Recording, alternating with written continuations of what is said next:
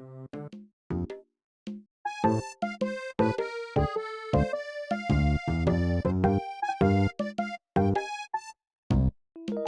bienvenue dans les actualités animées de la semaine du 15 avril 2024. On se retrouve cette semaine pour parler d'animation et le thème principal de cette émission ce sera le Festival national du film d'animation de Rennes. Beaucoup de nouvelles autour des festivals, en même temps c'est le plus gros rassemblement de l'année donc ça mérite qu'on prenne le temps d'en parler. Et commençons sans plus tarder. Pour commencer en douceur, on a eu quelques annonces de stars qui allaient faire du doublage dans des futurs longs métrages d'animation. Il y en a des un petit peu rigolotes comme Keanu Reeves qui va doubler Shadow dans le prochain film Sonic, un recasting pour les nouveaux films Avatar le dernier maître de l'air qui devait sortir cet été mais qui sortira plus tôt avec Dave Bautista et Eric Nam qui vont reprendre des voix des personnages de la série originale. Et la nouvelle la plus étrange, c'est Werner Herzog, un grand réalisateur de cinéma allemand qui lui va donner une voix dans le prochain film de Bong Joon-ho. Un film encore très entouré de mystères, mais dont on apprendra dans l'article qu'il sera probablement en 2D et parlera de la peur des fonds marins. Werner Herzog et Bong Joon-ho, ce n'est pas une combinaison que j'avais dans mon bingo, mais en tout cas, ça va faire un doublage intéressant pour un long métrage très attendu. Autre nouvelle qui nous vient par Cinéropa, c'est un rapport sur les conférences qui ont eu lieu à l'occasion du Cartoon Next à Marseille. L'expert Alex Cameron qui revient sur des données démographiques autour de la consommation du film d'animation en France. Elle a de beaucoup de données sur la plateforme de SVOD. Il trace un portrait intéressant de l'animation, montrant notamment un intérêt pour l'animation adulte, mais malheureusement un manque d'offres par les plateformes, des scissions de genre du public, avec notamment une offre de drame et de comédie qui attire plutôt un public féminin qui sont encore faibles en animation par rapport à la grosse proposition d'action, mais il décrit aussi des nouvelles manières de diffusion qui, si vous êtes sur internet depuis longtemps, ne vous étonneront pas tellement, avec le succès récemment de Nimona que Netflix avait racheté en cours de production et a particulièrement bien accompagné aux Oscars, notamment en le mettant une semaine en ligne sur YouTube pour le rendre accessible à un public le plus grand possible. Mais on a eu aussi une mention d'un projet très français avec Miraculous Ladybug. Comme vous le savez, Ladybug c'est une série qui a commencé tout simplement sur TF1, qui s'est vendue de plus en plus à l'international grâce à des coproductions, a été diffusée sur Disney Channel, puis rachetée par Netflix, et en 2023 a été couronnée d'un très grand succès avec la sortie du long métrage en salle. Et ce qui est souligné, c'est l'importance de la création de contenu de fans sur internet, les fandoms, les communautés qui font vivre les séries entre les périodes de diffusion. C'est très important pour la popularité maximale d'une série. Voilà, il y a plein de pistes de distribution intéressantes et plus à l'écoute des manières de consommer actuelles qui sont citées dans cette intervention, et vous pouvez lire l'article complet sur Ciné Europa.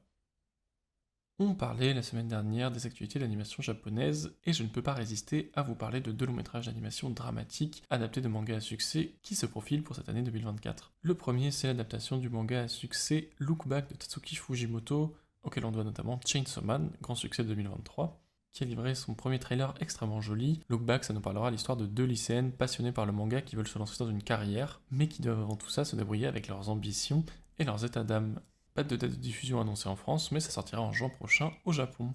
L'autre long métrage d'animation qui sortira bientôt, c'est le volume 2 de Dead Dead Demon DDD Destruction, ces aventures d'adolescentes confrontées à une invasion extraterrestre au-dessus de Tokyo, et la menace constante que cela fait peser sur leur existence. C'est la deuxième partie de l'adaptation du manga de Inio Asano, et le film devrait conclure l'histoire avec une fin inédite par rapport à celle du manga. Ça sortira en mai prochain au Japon, et on attend toujours les dates pour la France.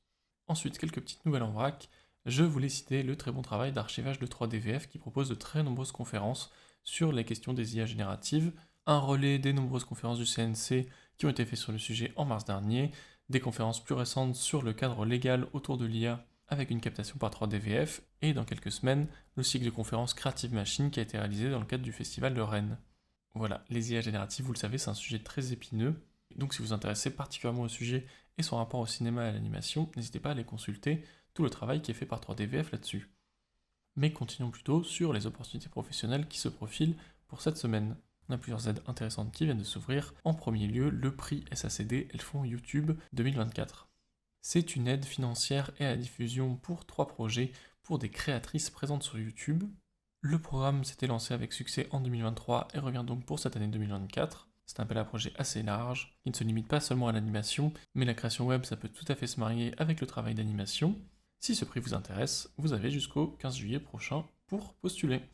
Un autre appel à projet généraliste, c'est le Créatalent 2024 par Pictanovo. C'est une aide au projet pour les personnes en études ou récemment diplômées pour soutenir un projet relant des industries culturelles et créatives en Hauts-de-France, parce que c'est Pictanovo, et qui se constitue en une communication autour des projets, des rencontres professionnelles, de l'accompagnement et surtout un prix de 1 000 € pour soutenir votre projet. Et figurez-vous que l'année dernière, ce n'est pas moins de 2 projets d'animation créés par des étudiants et étudiantes de l'ESAT Roubaix qui ont pu avoir de l'aide via ce prix. Donc si vous êtes en Hauts-de-France, à Lille ou Roubaix, et que vous portez un projet d'animation en tant que jeune ou futur diplômé, n'hésitez pas à postuler là-bas.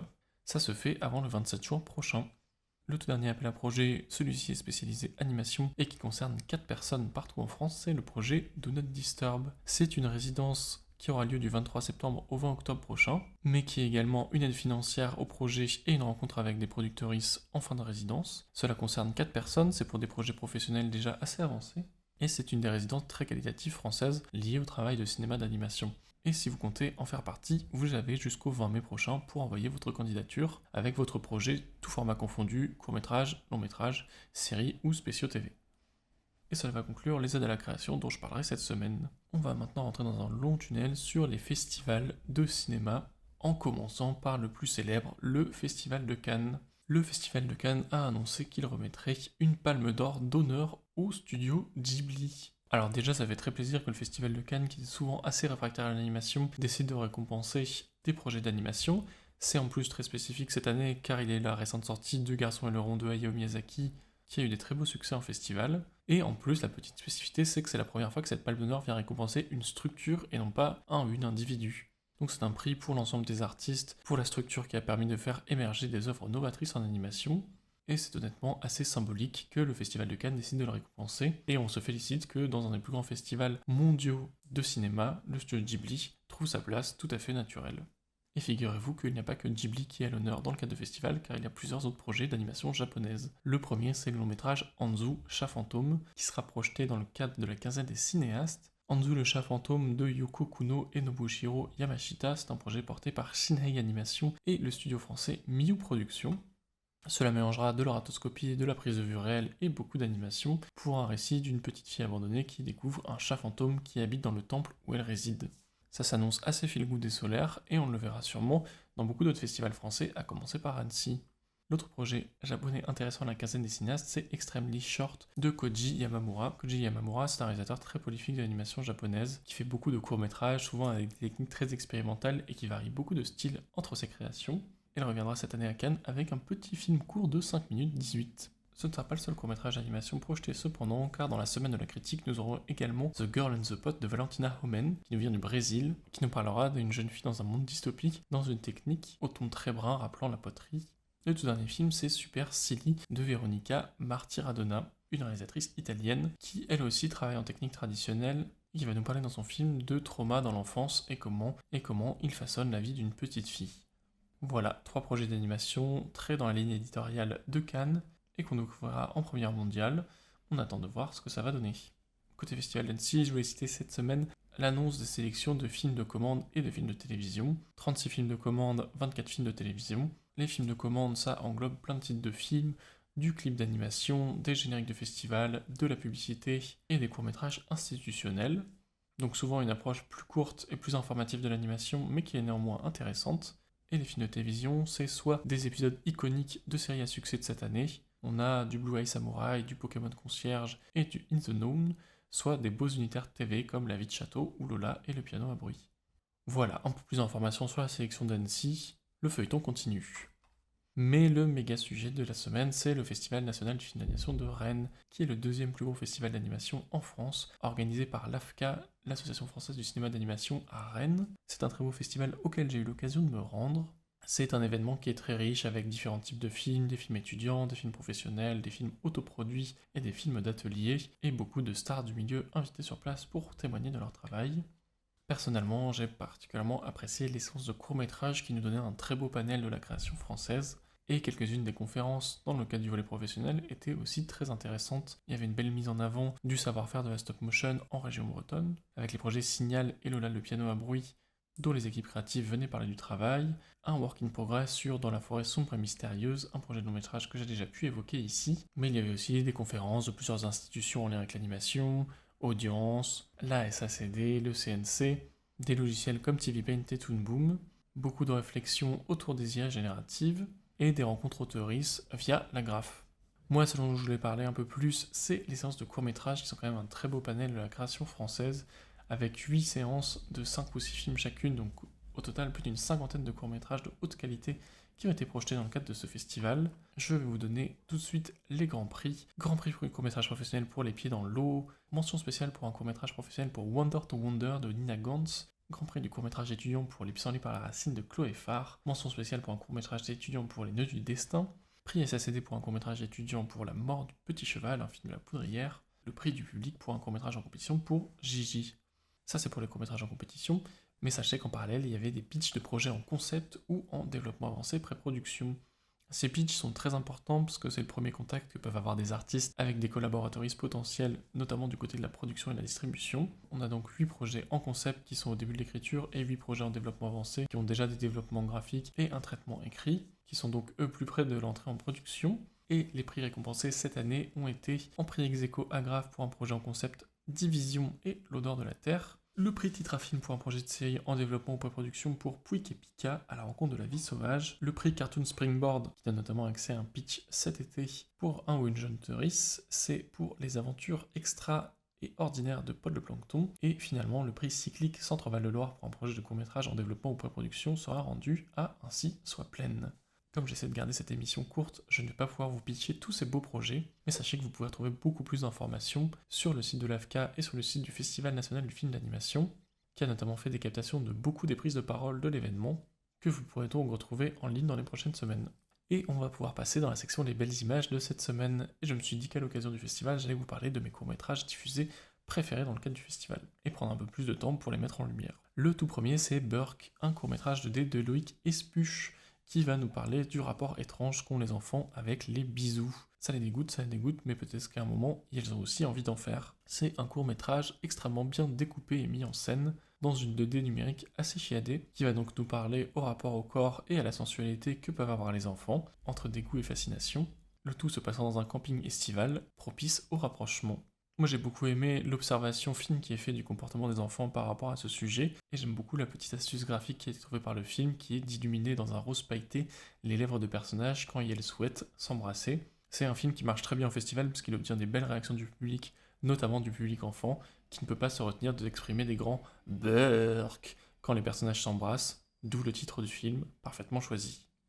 L'autre projet, un peu plus ancien celui-ci, mais que j'étais très content de redécouvrir en salle, c'est Maurice Isbar de Tom Presman et Tsor Ederi. C'est un court-métrage en animation 2D extrêmement belle, des très beaux tons de rouge, un dessin décor qui est vraiment splendide, et une ambiance de cabaret musical et visuel extrêmement réussie, et en plus d'un très beau document historique sur le portrait d'un homme, Maurice, un drag queen juif algérien qui a fondé le deuxième bar queer de Paris, y a vécu ses années de succès et a tragiquement perdu la vie dans les camps de concentration durant la Seconde Guerre mondiale. C'est un portrait d'époque très réussi qui célèbre les cultures LGBTQIA+, parisiennes du début de siècle et qui explore de manière intéressante le rapport au désir et à la dangerosité de vivre quand on a une identité marginalisée, mais quand même d'en savourer chaque instant. Tout cela narré par une voix absolument superbe. Vous pouvez d'ores et déjà retrouver le film sur arte.tv. Autre film, primé dans le festival comme je vous l'ai dit à l'instant, c'est Les Pieds dans l'eau de Eloïc Jiménez-Youn. C'est un beau film 2D tout en traditionnel, au stylo sur papier, qui va nous parler de différentes scènes de vie d'un couple de septuagénaires, Jeanne et Louis, qui commencent à être atteints par le grand âge, souffrant de pertes de mémoire qui vont venir atteindre la complicité de leur couple. Personnellement, le sujet m'a beaucoup touché, je trouve que c'est un portrait vraiment intéressant, ni misérabiliste, ni esthétisant sur ce que c'est que le grand âge dans un couple, le rapport aux troubles de la santé mentale et aux maladies dégénératives, et à la perte de mémoire et de l'identité. Et c'est un film qui n'a vraiment aucun faux-semblant par rapport à ça, et qui évoque de manière crue mais délicate ce que l'on peut ressentir quand la personne qu'on aime change fondamentalement. Le film commence tout juste sa diffusion au festival, et je vous recommande d'aller le voir. Le film suivant qui m'a particulièrement marqué pour son esthétique avant tout, c'est Wonder to Wonder de Nina Gantz, qui a été primé également. C'est un film qui mélange de la prise de vue réelle et de la stop motion, car on s'attarde sur 3 petits personnages qui participaient à un TV show américain style années 80, mais dont le présentateur et animateur est décédé, laissant nos 3 héros-héroïnes complètement désœuvrés dans son atelier abandonné, et où la nourriture commence à se faire manquante. L'esthétique stop motion et VHS rentrent beaucoup dans les esthétiques weirdcore et horrifiques d'internet qu'on peut retrouver ces dernières années, ce qui personnellement m'a beaucoup plu, mais le film rentre plutôt dans une fable existentialiste de comment on se retrouve et on survit quand notre créateur nous a abandonnés, en explorant à chaque fois le point de vue des 3 personnages qui vivent ça très différemment. La stop motion est extrêmement poussée, et l'histoire a quelques audaces de cruauté que j'apprécie bien, et le film mérite vraiment la curiosité si vous avez l'occasion de le voir. Pour finir, on va parler de mon grand coup de cœur de cette édition du festival, le récent film Gigi de Cynthia Calvi. Alors Gigi, c'est un film de témoignage romancé. Ça nous parle de l'enfance, l'adolescence et la vie adulte de Gigi, et notamment de son rapport à son corps. Car Gigi, c'est une femme exubérante, bruyante, qui veut travailler dans la mode, mais qui s'est questionnée dès son plus jeune âge sur son identité de genre. Née avec un frère jumeau, elle a dû, au fur et à mesure de sa vie, affirmer son identité de genre en tant que femme trans, et réussir à la vivre pleinement, accompagnée ou non par sa famille. Le témoignage en voix off tout le film est déjà extrêmement touchant, mais le film réussit à apporter une réflexion visuelle vraiment très intéressante en reprenant la figure de la sirène. Au fur et à mesure que Gigi grandit, des branchies poussent sur son cou quand elle se met à muer, quand la pilosité de ses jambes et de ses bras se développe, ce sont ses écailles. Voilà, c'est un film qui parle très bien de l'euphorie de genre, de comment on peut se retrouver et s'affirmer dans son identité que l'on a choisie, et qui, même s'il cite des expériences négatives, arrive toujours à se concentrer sur le positif, sur l'affirmation, sur la joie, sur l'accompagnement de son entourage. Et honnêtement, ça me fait très plaisir que des courts-métrages comme ça existent pour parler si bien de la transidentité, et ça ne me surprend pas du tout que ça ait eu le prix du public dans le cadre du festival de Rennes. Le film va continuer sa carrière en festival, et je ne manquerai pas de vous envoyer le lien quand il sortira sur Arte. Cela conclut les belles images de cette semaine. Évidemment, ce sont des choix qui sont extrêmement subjectifs parce que je parle de 5 films sur la plus de cinquantaine qui ont été projetés dans le festival. Mais voilà, il fallait faire des choix et j'ai fait les miens. On va finir les actualités de semaine en vous parlant de la seule sortie cinéma de la semaine, c'est Spy X Family Code White. Alors Spy Family, je ne sais plus si je l'ai déjà abordé ici, mais c'est une grande saga de l'animation japonaise qui nous parle d'une famille recomposée, un père agent secret travaillant pour une agence, une mère tueuse à gages travaillant pour l'agence opposée, et une petite fille télépathe qui connaît la double identité de ses parents et décide de s'amuser avec ça. C'est un manga puis saga d'animation en 2 saisons qui est un gros succès au Japon, et on a le droit donc à un film spin-off, Code White, qui se déroule durant les vacances à la neige de nos héros-héroïnes. Spy X Family, c'est surtout de la comédie d'action, c'est très feel good parce que ça nous parle d'une famille où tout le monde est un peu timide et essaie de trouver sa place dans le couple et en tant que parent.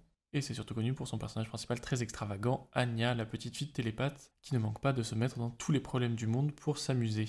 En termes d'animation, c'est vraiment de la très bonne qualité, et à la fois de l'action, un très bon rythme et des expressions faciales hyper travaillées qui ne manqueront pas de créer l'hilarité chez le public. Et ce n'est pas surprenant qu'avec une licence avec un tel succès, on ait le droit à des films spin-off comme celui-ci. C'est une sortie qui, sans être exceptionnelle, sera une séance très feel-good si vous êtes familier ou non avec l'histoire. Ce sera pas du tout une difficulté si vous n'avez pas lu ou vu la série originale, parce que on comprend le pitch extrêmement rapidement. Et voilà, si vous n'êtes pas réfractaire à l'animation japonaise, c'est une bonne sortie feel-good que vous pourrez voir au cinéma à partir de cette semaine. Sur ces bons mots, on va finir l'émission de cette semaine. J'espère que j'ai pu vous faire un rapport plutôt intéressant sur ce qu'était le Festival national du film d'animation de Rennes, qui est un très beau rassemblement que je vous recommande beaucoup. Moi, je l'ai fait pour la première année et ça m'a vraiment beaucoup plu. En attendant d'avoir votre avis dessus, je vous recommande de voir des belles choses, de parler de belles choses et surtout de créer des belles choses. On se retrouve la semaine prochaine. Ciao ciao!